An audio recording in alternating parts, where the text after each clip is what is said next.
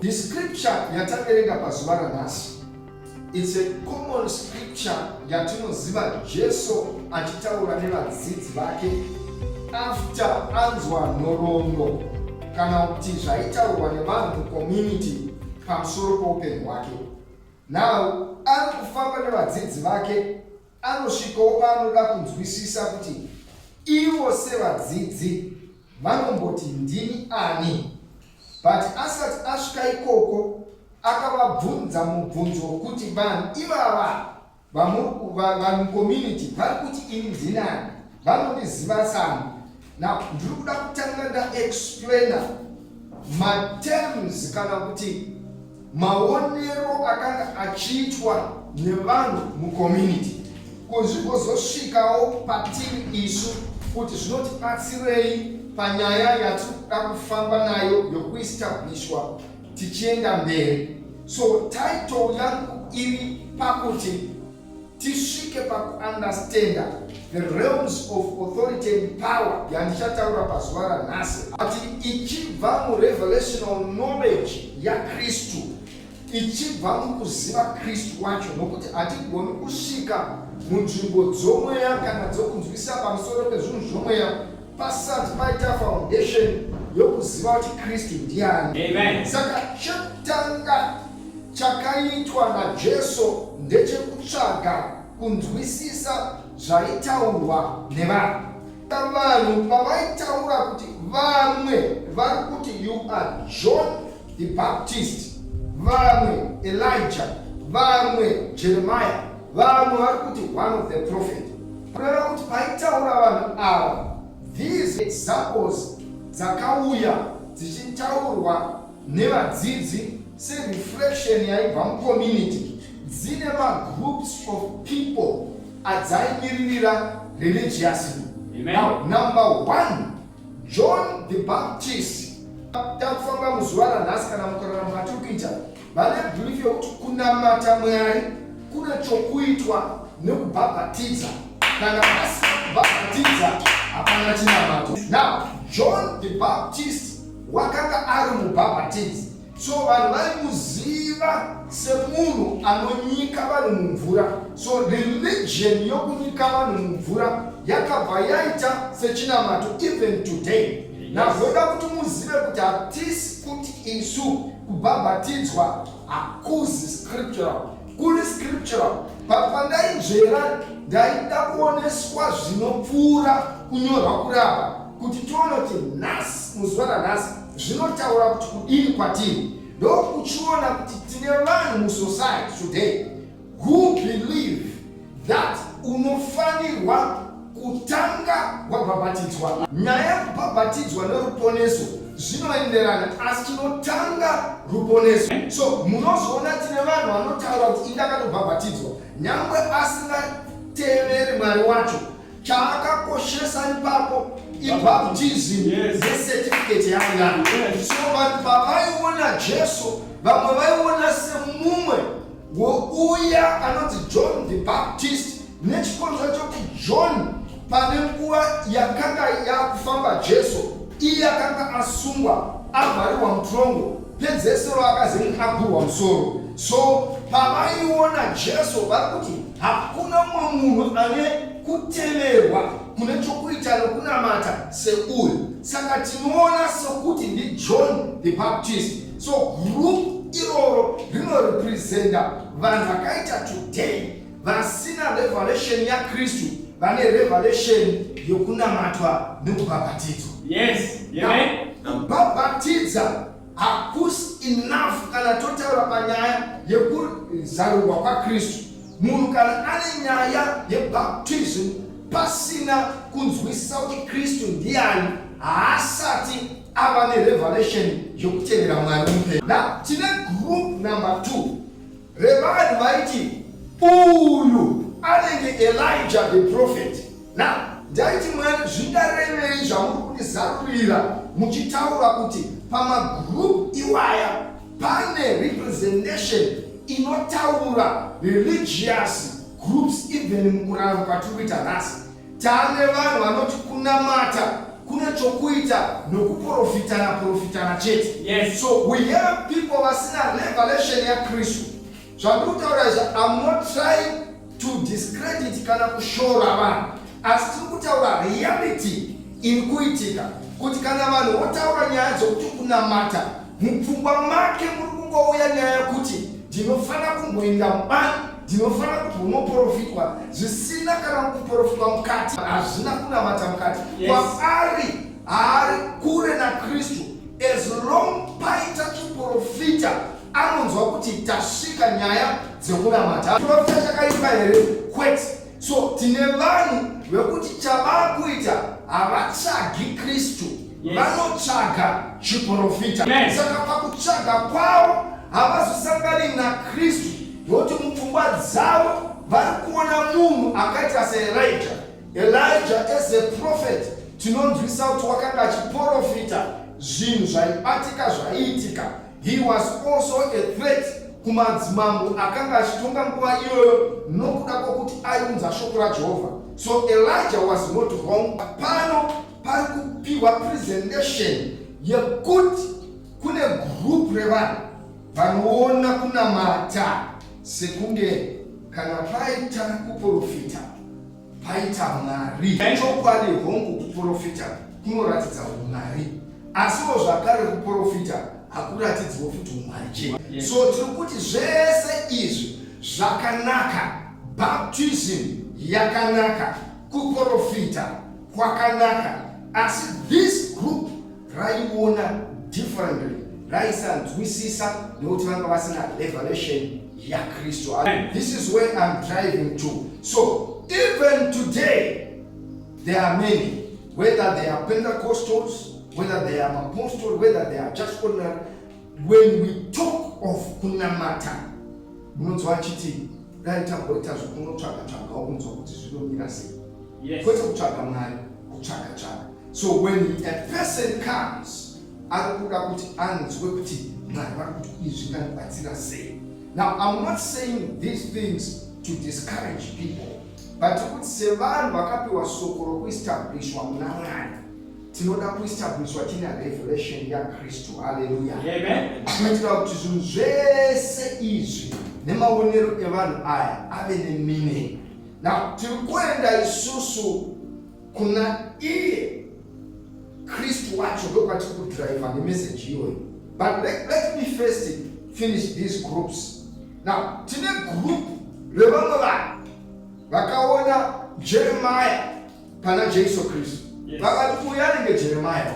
Yes. Now group iroro that remain in our today's living, in our today's type of worship.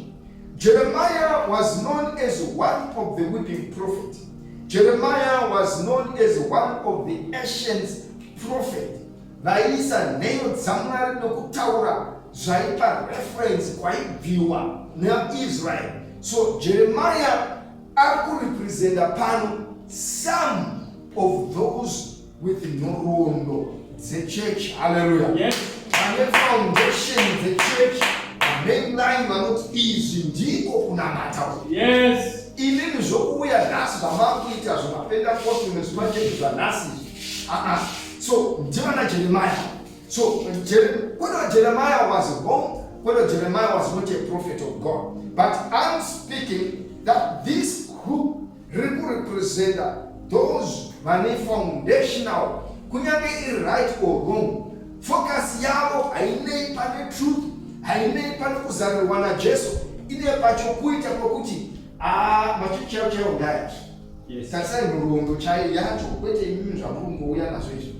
Waivo vakadaro vanozogumira ipapa, hapasina kuenda mberi kuti ko Kristu wacho munaye here, naye vana mai veruwadzana, Kristu wacho munaye here vana baba veruwadzana. Imimi munonyatsoziva kuti chechi yakabva nokukuku zvaiitwa nemadzibaba ndeizvi. Ko Kristu wacho tichinaye here? When we are talking of being established, tiri kutaura nyaya yokudzoserwa mukunzwisisa nemukufamba naKristu, tichida kuti church idzoke panzvimbo yekuzarurirwa kwaJesu Kristu. Now Bible rinotiudza kuti vamwe vakazongoti mwangoti ameno muprofita akomukarimbofamba atimbozivi kuti unoita nezveyakabvepi kana ita sei. It's another group religious risina basa nokunyatsokurevesa nyaya dzekunamata. They don't care whether kunamata kuriko kana akuko, ndo vanoti akunamata wangu kumwoyo. Saka uyo kunzi ameno mumwe waprofita hazvina identification yakanyatsokwana. So Mwari ndozvavaedza kutaura kuti we have such groups dzine maperceptions akadaro dzisina kana identity. Kumuti umuti mukristu here, kumuti umuti haasi here, ndokuona kwavaita Jesu kuti ameno mumwe apamani kuzitomuprofita arikufamba. So it also represents vamwari kuti hatinonamata but hazvina kana direction. Hallelujah.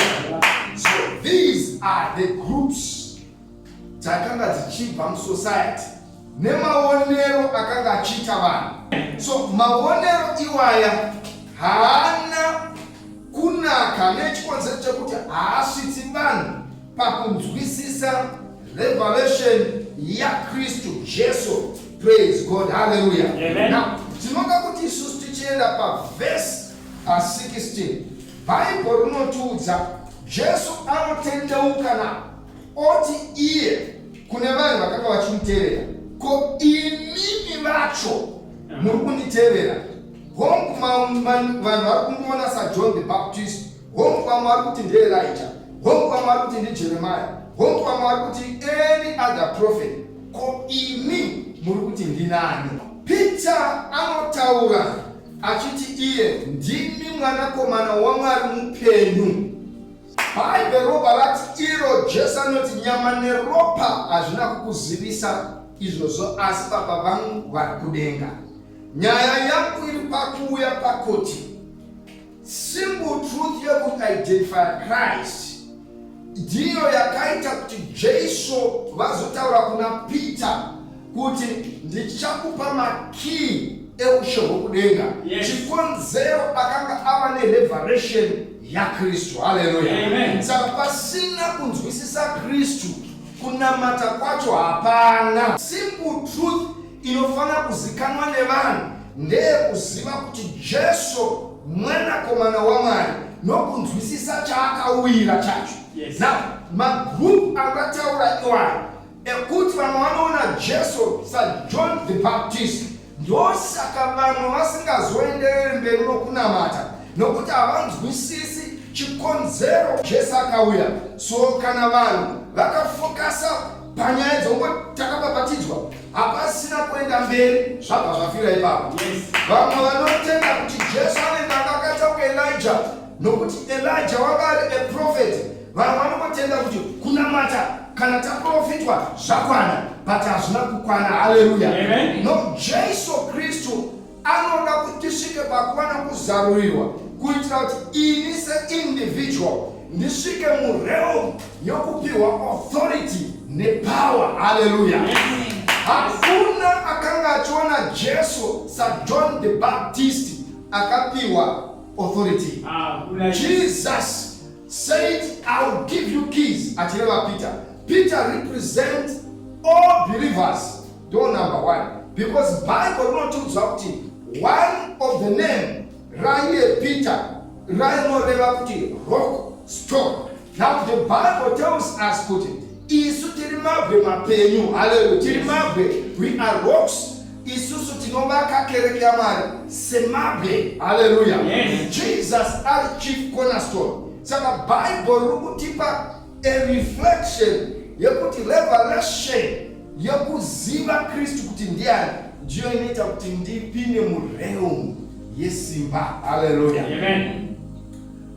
Peter audzwa izvozvo makeys aitaurwa kanaya handingapindi mumadetails acho today, but inini ndiri kuda kuti tive nokubata kuti patrude let's us established semessage yatanga tibuilda last week and previous week iri kuti vanhu vakaziva Kristu even mukuuya nemukunamata Mwari, vanhu vakaziva Kristu semwanakomana waMwari, muchaziva kuti Kristu hazisi kungoreva Jesu Kristu sesenemu.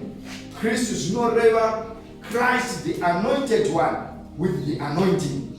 So anointing inotsvagwa nevanhu sevanhu vekutanga vanenge vachitsvaga anointing irimo muna Kristu. Haleluya. Amen. Anointing yokuporesa iri muna Jesu. Anointing yekufambisa zvirima iri muna Jesu. Anointing yokuprofita irimo muna Jesu, because Jesu Kristu wacho ndiye Kristu mwanakomana waMwari ane kuzodza kwacho. But vanhu vakasava nerevelation yokuti ndiani, hapana simba raMwari rinodururwa. Zvotipa mubvunzo wokuti muri kureve mufundisi, ko vaya vasingati Kristu asi ivo vachifamba musimba, muri kureva kuti udini? Kufamba musimba zvireva kuti simba rese rinobva kuna Mwari. Yes, yes. I was talking last week in City.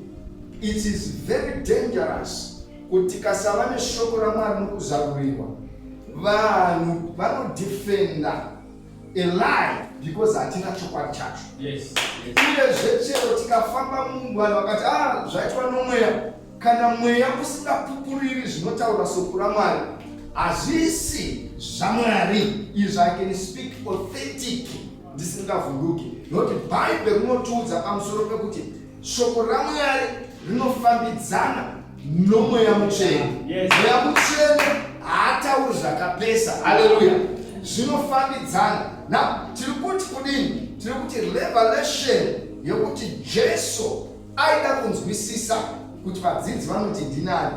It was important kuti avhure mukova wokupa chechi yake authority. Amen. Amen. Mutendi wega wega anofanira kuestablishwa to extent yekuti kana zvimwe zvinhu zvaoma, as much as other believers vafundisi vachinamatira nokuita sei, iye agona kuziva kuti mune simba muzita raJesu Kristu. Haleluya.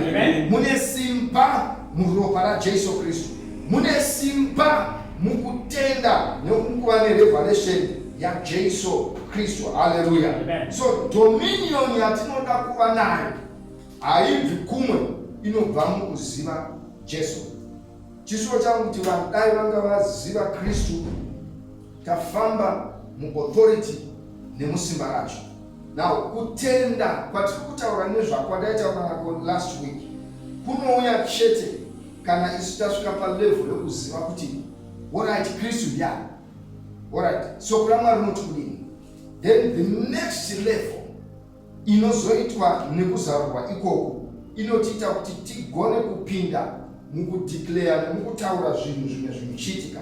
Mark chapter 11 verse 22 to 24 where to not tiverenge ipapo.